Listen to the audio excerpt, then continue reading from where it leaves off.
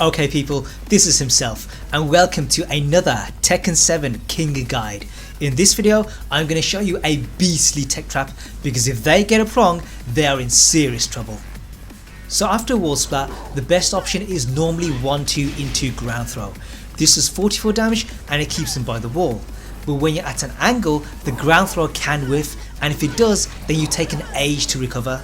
So in this situation what you might want to do is spinning powerbomb. This is 34 damage, which is 10 points less. However, there is another option. What we can do is 1-2 and then jump over. What this does is it puts us behind the opponent, and from there we can mule kick. Now if the opponent hasn't shifted, then this will hit them on the floor, and we still do 41 damage, which is not that different from ground throw. The real reward though is when they tech roll, because here it hits them back turned, and that puts us at +9.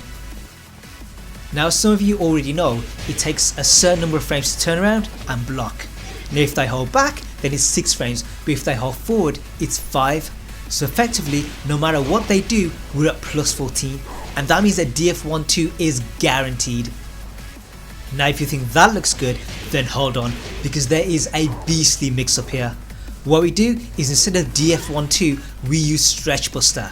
This comes out in 10 frames, which means that regardless of whether they hold forward or back, we catch them in the back, and that means that we do 75 damage. To put that into perspective, look at this gut punch combo. It does 73 damage. So effectively with the back throw we're doing a full length combo, and if you've done a juggle just to get them to the wall then you've already done about 60 plus damage. So if they tech roll and we get the Stretch Buster, we should win the round. The problem though is that they can duck. Although we're at +9 and it takes 5 frames to turn around, it only takes 1 frame to crouch. So to escape they can hold down, down back, low jab or low kick.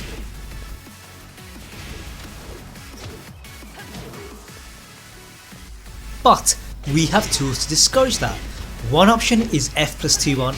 This will cover all the crouching options and it still hits people holding back. The only way they can block it is by holding forward. Another option is DF3-4. The first kick comes out in 14 frames, so it's guaranteed no matter what they do. But what's interesting is that if they've low jabbed, the second hit is guaranteed as well, and that's because it's a counter hit combo. If however they've held forward or back, then they can duck the second hit, but you end up on the floor, so there's no real danger anyway. However, what I'd actually go for is hop knee. This comes out at 15 frames, so they can block it if they hold forward, but if they've done anything else they're getting launched. And the thing is, holding forward to block is such a counterintuitive thing. Most people aren't going to do it, so in most cases you'll probably get away with it. But there is one character that can screw us over, and that is Raven. The reason for this is that she has a back turned power crush, and this activates in 6 frames. So despite being at +9, when we do hop knee, she'll absorb it, not get launched and hit us back. But it gets worse because I think she can break the throw. What I've done here is Stretch Buster as fast as I can, and that means that effectively it should come out in 1 frame because it's a 10 frame throw. But what I think is happening here is that her 1+2 turns her around in that 1 frame, and when that happens Stretch Buster becomes Muscle Buster. What that means is that the throw is no longer unbreakable, it can be broken with 1+2, and since that's the input of her move, she escapes. Obviously if they're not Raven they can just stay down after the jump over. This way they minimise the damage and don't have to deal with the beast mix up. But we do have one option against that. What we do is low drop kick. From my testing this is guaranteed after the jump over, and it does 2 points more than the mule kick. Now on a normal stage the beast mix up gives us good damage, but where this gets really nasty is on this stage, and there's 3 reasons for this. The first is that we can use spinning powerbomb to break the floor, and when we do that we end up at the perfect angle. It doesn't matter if we start off straight on or wonky, the jump over will work. The second is that after a floor break people are more likely to tech roll, no one's going to stay down to take more damage, and because of that the mule kick is more likely to get them in the back.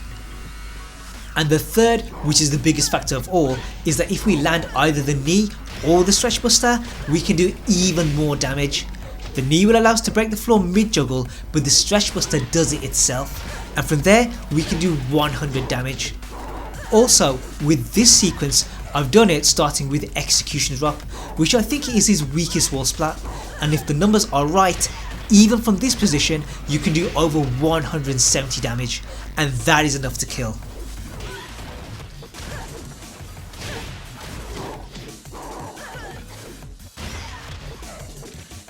Now there is one more application of this jump over, but I'm saving it for another video, so if you want to see that, make sure you subscribe. In the meantime, check out my old jump over video. This has a slightly different tech trap which can lead to more damage on a normal stage. Also, make sure you follow me on Twitter. There's numerous short clips that I upload that don't get a full video, and you might be missing out on something.